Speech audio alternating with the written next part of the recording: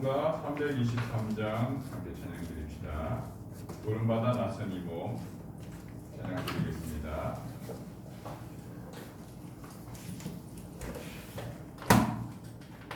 찬송가 323장입니다.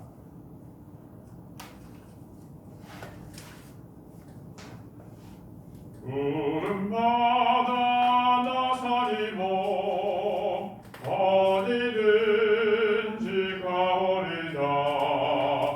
괴로우나 즐거우나 조만 따라가리니 어느 누가 막으리까. 죽음이 늘 막으리까. 어느 누가 막으리까. 죽음이 늘 막으리까. 아벌골 잡힌 들에도 복음 들고 가오리다. 소돔 같은 거리에도 사랑 안고 찾아가서 종의 몸에 지닌 것도 아낌없이 드리리다. 종의 몸에 지닌 것도 아낌없이 드리리다. 존귀 영광 모든 권세 주님 홀로 받으소서. 멸시셨네 십자가는 죄가 짓고 가오리다. 이름 없이 빛 없이 감사하며 섬기리다. 이름 없이 빛 없이 감사하며 섬기리다.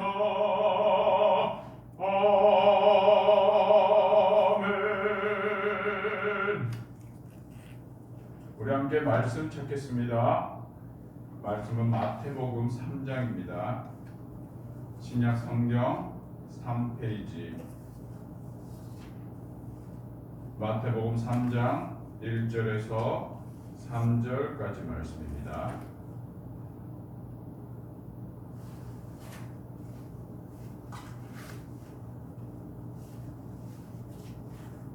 마태복음 3장 1절에서 3절까지 말씀, 우리 한 목소리로 말씀 읽겠습니다.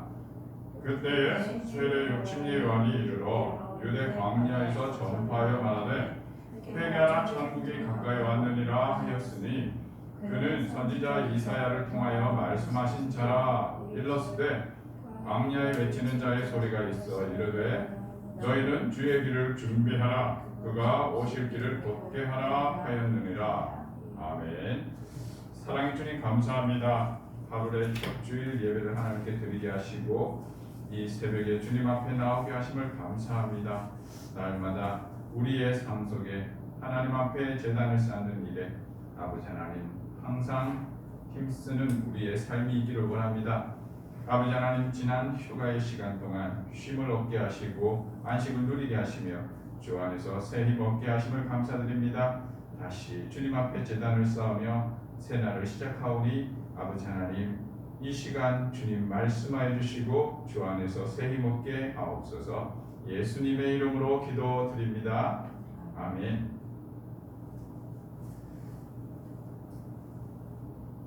오늘 함께 나눌 말씀 3장 1절에서 3절까지 말씀은 침례 요한이 드디어 역사의 현장에 등장하는 장면입니다. 이 침례 요한의 이야기는 우리가 익히 잘 알고 있는데요. 마태복음에서 이 침례 요한의 등장을 시점을 어떻게 시작하는가를 우리가 중점적으로 살피면서 은혜를 나누고자 합니다. 침례 요한이 등장하는 이 시점을 시작하는 그 단어를 그때라고 얘기합니다. 어떤 때인지 여러분 침례 요한의 상황을 한번 살펴보도록 하겠습니다. 그때는요 벌써 예수 그리스도의 탄생의 이야기가 앞서 기술됩니다. 예수 그리스도의 탄생의 이야기를 우리 한번 2장을 통해서 살펴보도록 할게요. 2장의 2절에 이제 동방에서 찾아오는 박사들의 이야기로 시작됩니다. 그런데 이 이야기들을 쭉 흘러가면서 2장 6절에 유대 땅 베들레헴아 하나님의 말씀의 예언이 성취되었음을 이야기하고 있습니다. 그 박사들이 이 예언의 말씀을 듣고 어떻게 하느냐 하면 그 베들레헴 지역으로 찾아갑니다.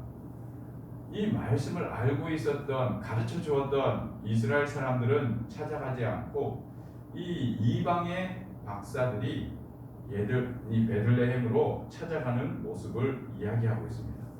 그리고는 그 베들레헴 지역에 갔을 때에 아기와 마리아가 함께 있는 것을 보고 경배하였다라고 11절에 이야기합니다.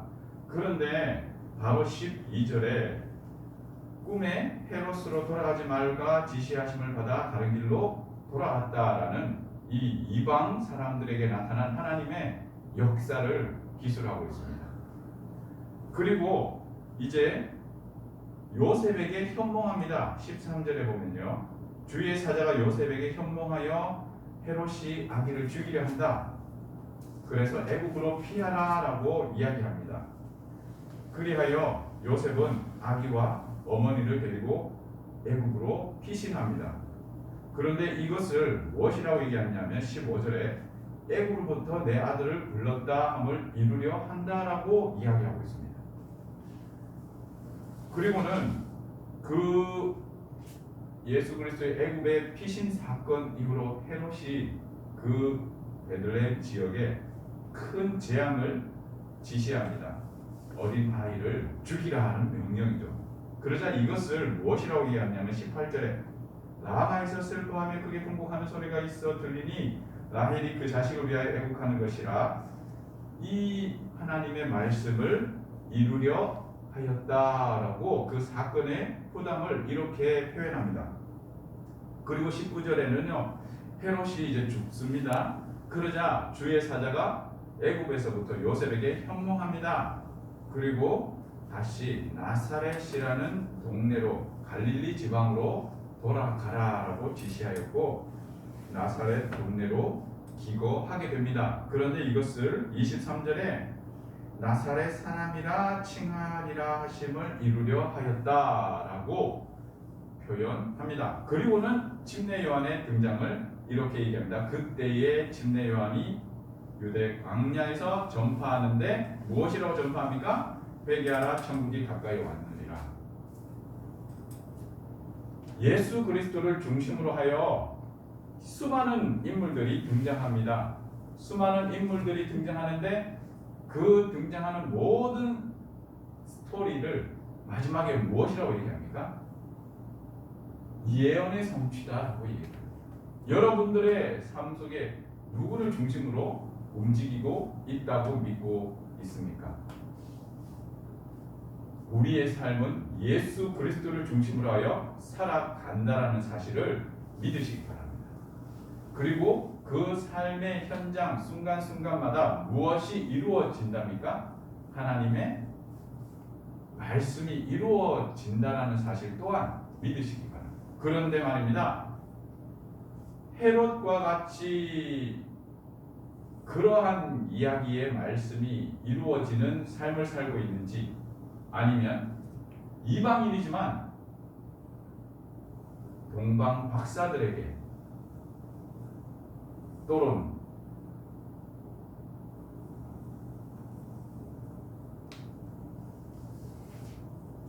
요셉이라는 인물에 통하여 하나님이 말씀을 이루시든지 아니면 침례 요한이라는 인물을 통하여 하나님의 말씀이 이루어지는지 우리가 살펴보아야 할 것 같습니다.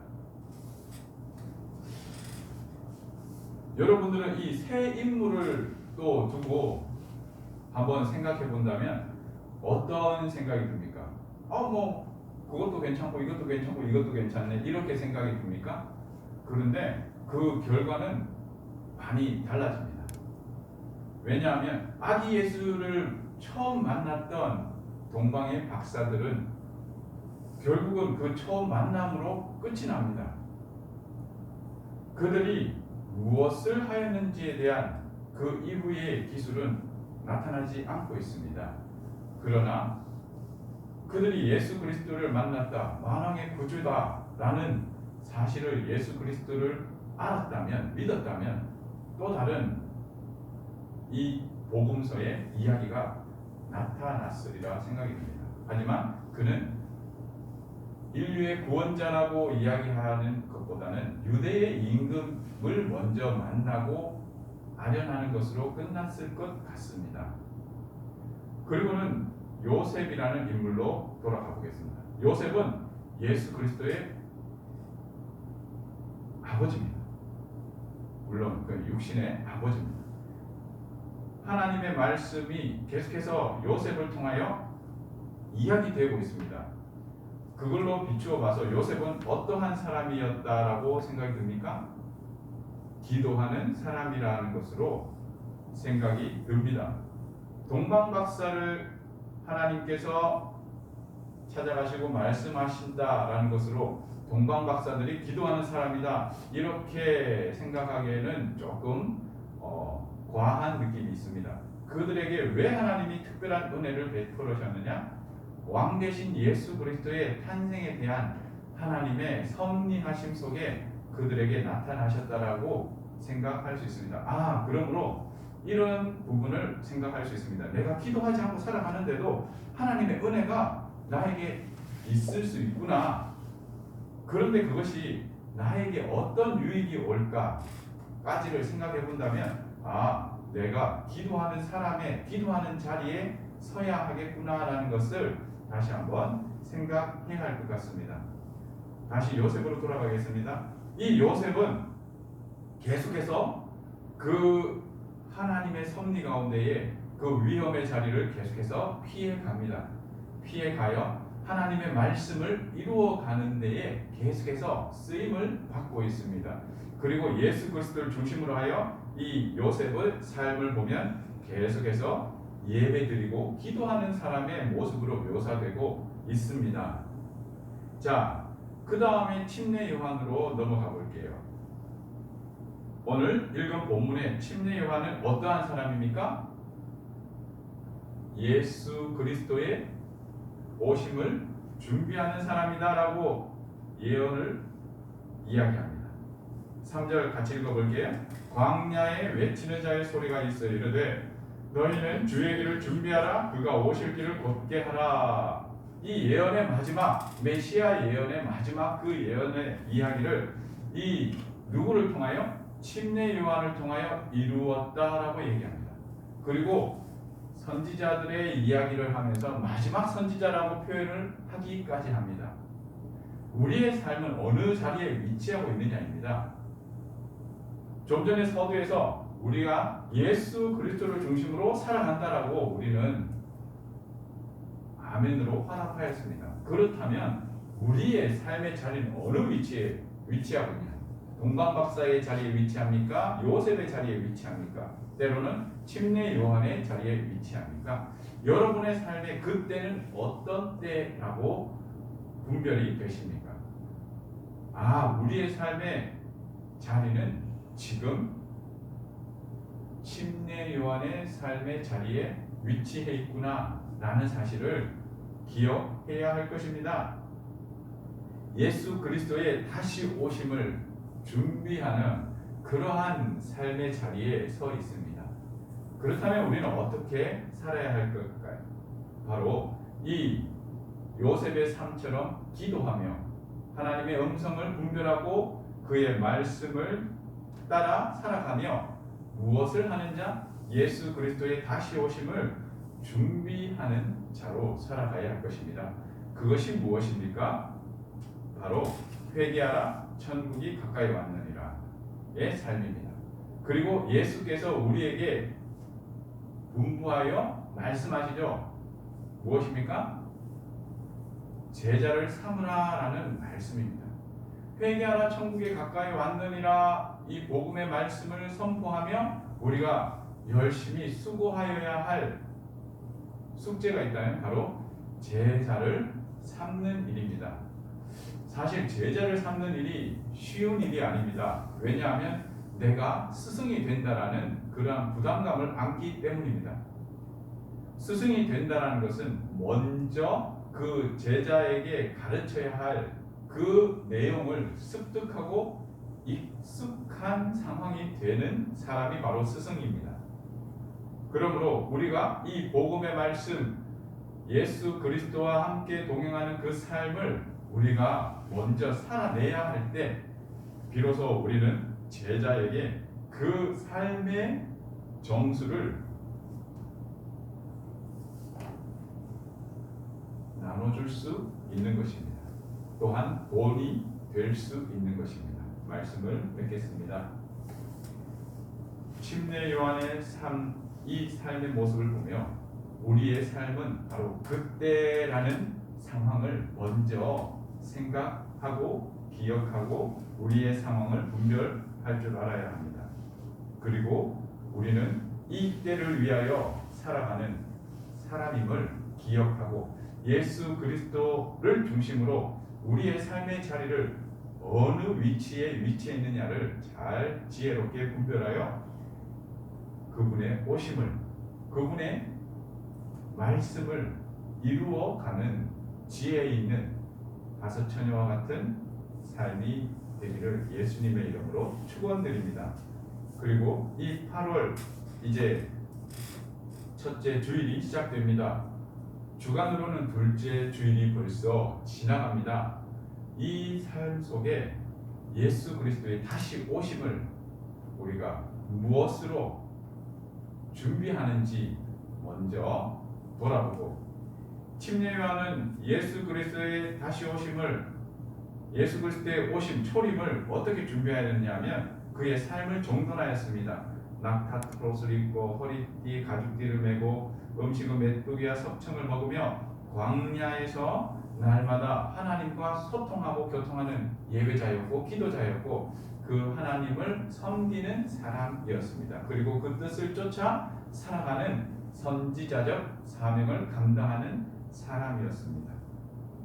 우리의 삶도 이제 우리의 삶이 다시 정돈하고 재충전되어 하나님 앞에 이러한 침례 요한의 삶과 같은 모습이 될 수 있기를 예수님의 이름으로 축복합니다. 기도하겠습니다. 좋으신 하나님 감사합니다. 오늘 침례 요한의 이야기를 통하여 하나님의 뜻을 발견합니다. 나의 삶의 이 상황이 어떤 때인지 잘 분별하게 하시고 주님의 다시 오심을 준비하는 자의 삶의 자세를 잘 견지하여 예수 그리스도의 그 뜻을 받들어 참된 제자들이 우리를 통하여 일어날 수 있는 우리의 삶이 될 수 있도록 주님 사용하여 주옵소서. 오직 예수 그리스도께 붙어 그 가운데에 거할 수 있는 우리의 삶이 되기를 원하오니 주님 우리를 사용하여 주시옵소서. 예수님의 이름으로 기도드립니다. 아멘. 말씀 생각하며 우리 하나님 앞에 기도하며 나아가겠습니다.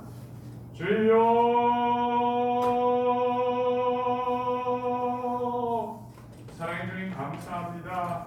이 거룩한 주일 아침 주님 앞에 기도하게 하시고 예배드리게 하시며 주의 말씀 듣게 하심을 감사합니다. 시대를 분별할